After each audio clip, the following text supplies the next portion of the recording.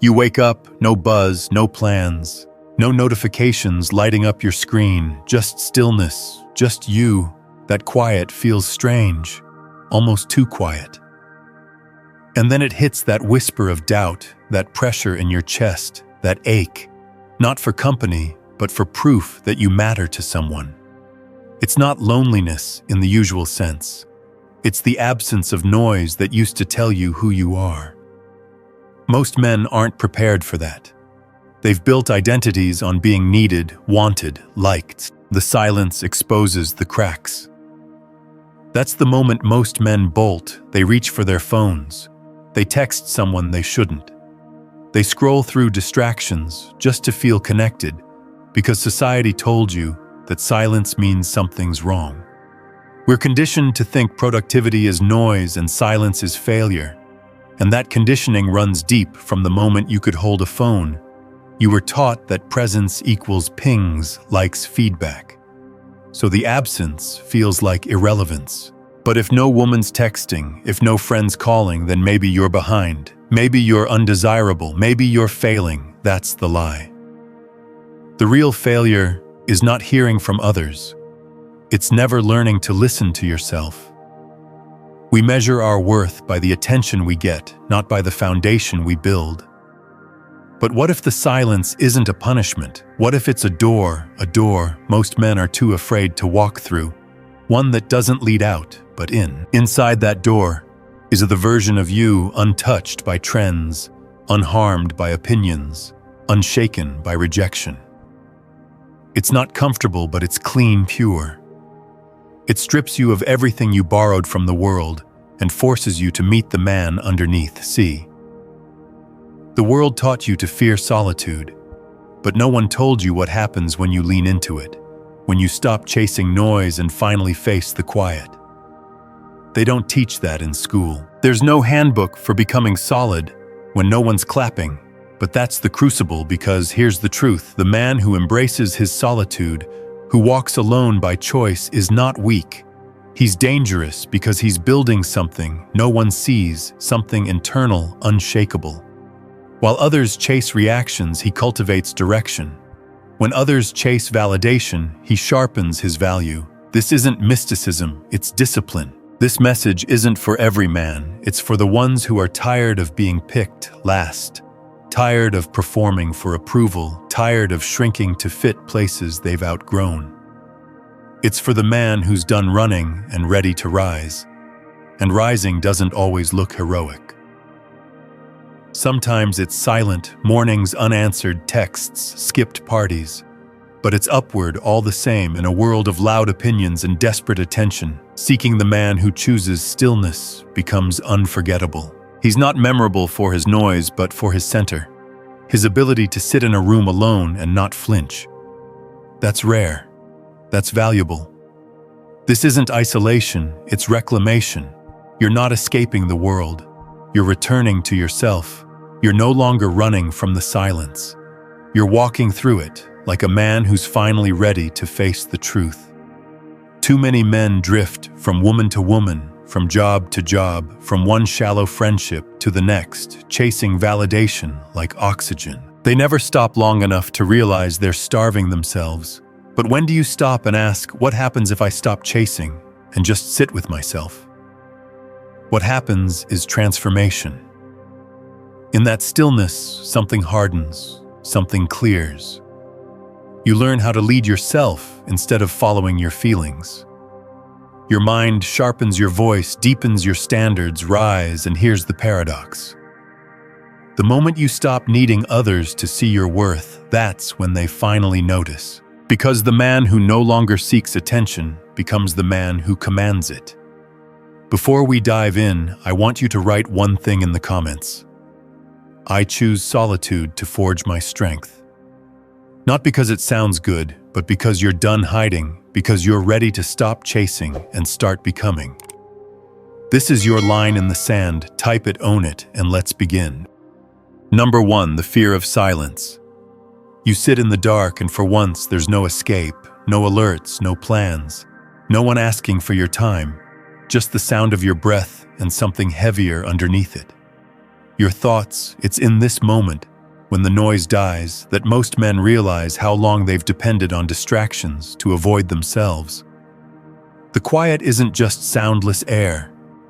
It's a mirror held up without warning. Most men don't fear being alone.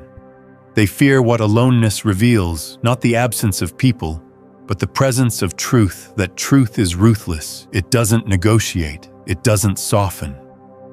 It comes in the form of every moment you abandoned your potential, every lie you told yourself to feel better. It shows up without makeup, without mood lighting, without mercy. Silence isn't empty. It's confronting. It doesn't scream. It doesn't shame you. It just opens the vault. The regrets you buried, the choices you postponed, the versions of yourself you promised to become but never did. And the mind, once stripped of distractions, starts playing the footage. You'll see that night. You said nothing, when you should have spoken that morning. You hit snooze instead of starting that conversation. You avoided because it felt too real. Suddenly they all show up, uninvited, unfiltered. That girl who disappeared, that job you didn't apply for, that promise you broke to yourself when no one else was watching. You try to look away, but there's nothing to distract you anymore.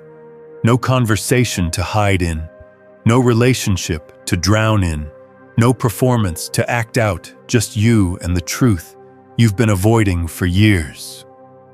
And now comes the real question. Will you finally face it or run again? Because most don't run toward anything, they run from something. That's why most men stay moving, jumping from woman to woman, goal to goal, scream to scream, not to build something, but to escape something. Not her, not them themselves. Because silence strips the mask, and when it does, you either shatter or awaken. You either retreat into the old identity or rise into the one you've avoided becoming. At first, the silence is brutal. It pulls your chest tight. It echoes every insecurity louder than any voice. You're not enough. You'll always be forgotten. Nothing you do really matters. The mind weaponizes your old wounds. But if you stay, if you breathe through the chaos, if you stop trying to run from it, something shifts. You begin to realize you're still here, still breathing, still capable. And those thoughts, they're not who you are. They're echoes, old scripts. They knock. But you don't have to open the door. You realize that presence doesn't require perfection, just honesty. That's when clarity comes quietly, without fireworks. Just a still knowing. You are not your past, not your regrets, not the woman who left, not the man who failed once. You are the man who stayed, the one who didn't flinch, who sat in his own fire and refused to look away. That's rare. That's power. That's stoic. That's the man no one can rattle. Growth doesn't begin at the gym, not in books, not in podcasts or self-help reels. It begins in stillness. It begins the moment you decide you're worth facing. You sit in the storm, let it scream, let it twist, let it tear through every illusion, and you stay, you don't fill the void. You let it exist, you let it burn away what never belonged to begin with. And in doing so, you reclaim what most men never touch, inner command. From that silence, a new voice rises, not loud, but steady, not perfect, but real. A voice rooted in alignment, not noise, and when you move again, you move with weight. Your words hit deeper, your presence feels centered, not because you've changed the world, but because you finally returned to yourself. And here's the truth, the world doesn't need more men who blend in, it needs men who can sit in silence and walk out with clarity. Because that man, he doesn't chase, he doesn't prove, he doesn't beg to be seen. He becomes seen because his energy doesn't ask, it declares. Number 2, approval detox. Most men are addicted to something they can't see. Not alcohol, not drugs, not gambling, but something far more subtle: approval. They check their phones first thing in the morning, not because they need information, but because they need validation. Did she reply? Did they like my post? Did someone notice me?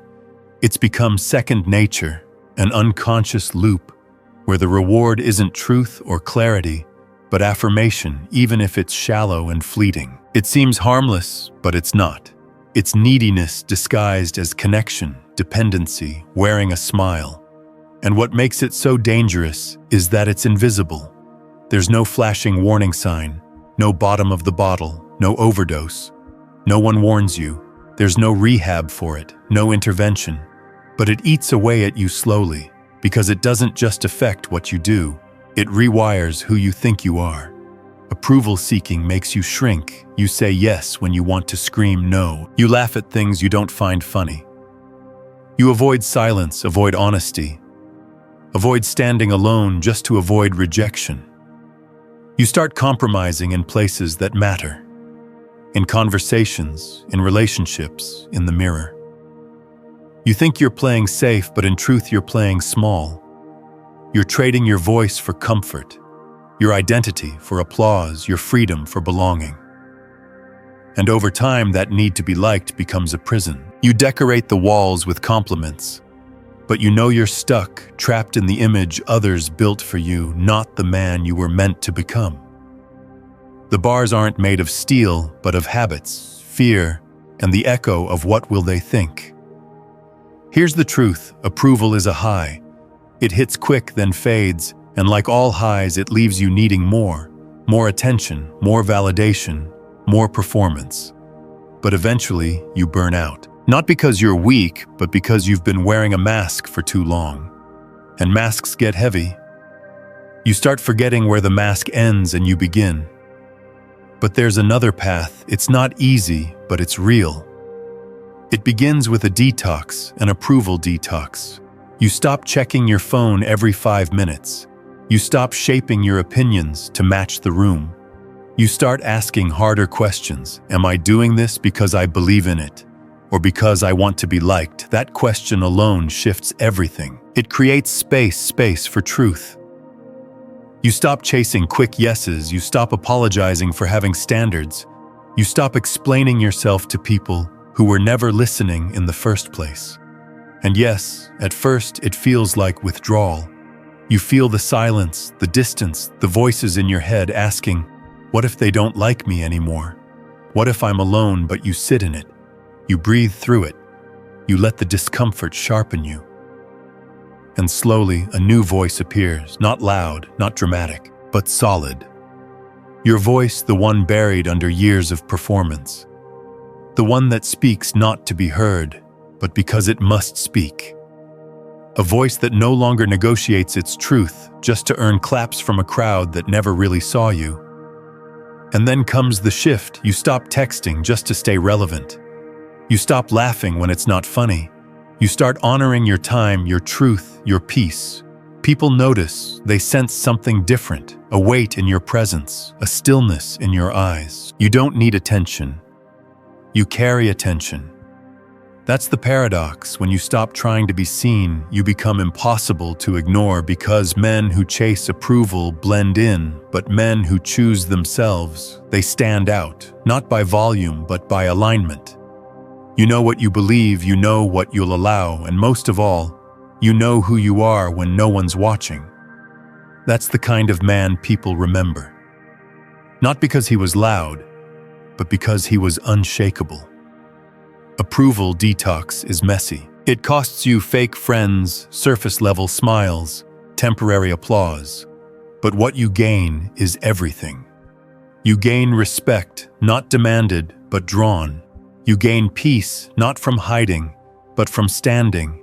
And you gain power, not from control, but from clarity. So ask yourself, are you still living to be liked, still adjusting who you are to make others comfortable? Or are you finally ready to choose yourself? Because once you do really do something, shifts. You stop chasing, you stop explaining, you stop performing. You simply become, and the world watches. Number 3, clarity through solitude. There comes a moment in every man's life when the noise fades, and what's left is stillness, not forced, not empty, just quiet. And in that silence, something powerful happens. For the first time in a long time, the fog lifts, not because the world changed, but because you stepped away from it. You turned down the volume on the expectations, the pressure, the constant opinions, and finally, you could hear what had been waiting underneath all along. Yourself. Solitude is not isolation, it's restoration. It's not loneliness, it's realignment. It's the process of peeling back everything that isn't you so you can finally see what is. In the chaos, you're reactive, you're rushed. You're adjusting, conforming, performing. You're constantly checking if you're doing it right by someone else's standard. But in solitude, everything slows. The race pauses, and when it does, something within you begins to shift. You begin to slow down, to observe instead of react, to notice what you let into your mind, your time, your soul. You realize how much of your thinking never belonged to you. The goals weren't yours. The lifestyle wasn't yours. Even the idea of success was handed to you like a script rehearsed by others, memorized by habit. You've been chasing a version of life that never felt like home. But when you pull back, when the feed goes quiet, when the phone stays down, when the weekend isn't booked out to the brim with distractions and performances, something new appears, clarity, real piercing. Clarity. The kind that doesn't scream but whispers until you can't ignore it anymore.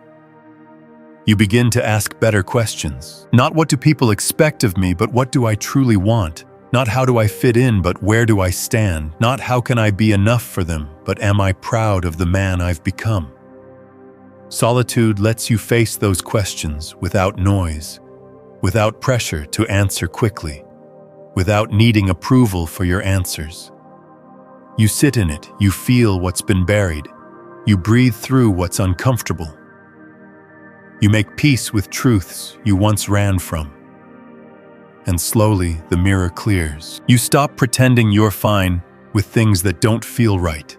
You stop tolerating connections that feel hollow. You stop lying to yourself just to avoid discomfort. And you begin to live aligned, not perfect, but real, not polished, but honest. You start saying no without guilt. You create space not because you're distant, but because you're finally discerning. You begin to cut ties not out of anger, but out of clarity. You move differently, not to impress, but to protect the ground you've finally claimed as your own. Solitude doesn't just clear your head, it sharpens your sight. You become intentional. You no longer wake up to survive the day.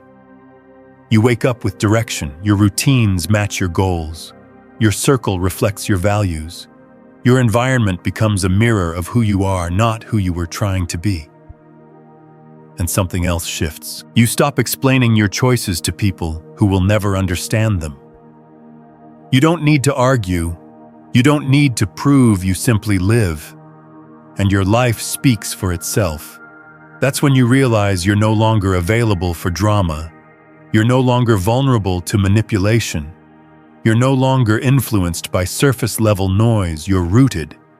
And that rootedness makes you immovable. People can disagree with you, misunderstand you, even walk away, and still you remain centered. Because now you're not living for them, you're living in alignment with the man you were meant to become. That's the real gift of solitude. It burns away distraction.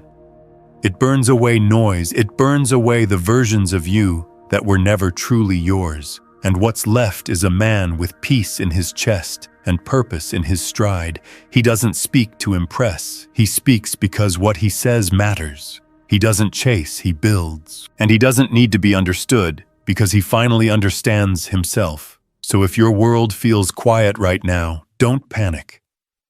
That silence isn't emptiness, it's an invitation. It's your life asking you to slow down and listen.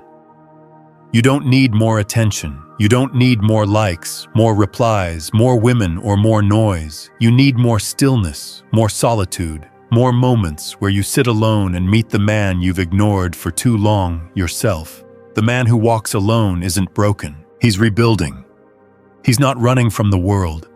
He's returning to his center. Refining, sharpening, burning away everything that never belonged to him. He doesn't move like someone waiting to be chosen. He moves like someone who has already chosen himself. And when you become that man, life begins to align. The right people stay, the wrong ones fade, and opportunity doesn't have to be chased anymore. It simply finds you. That's not magic. That's mastery. If this silence resonates with something deep inside you, don't just scroll.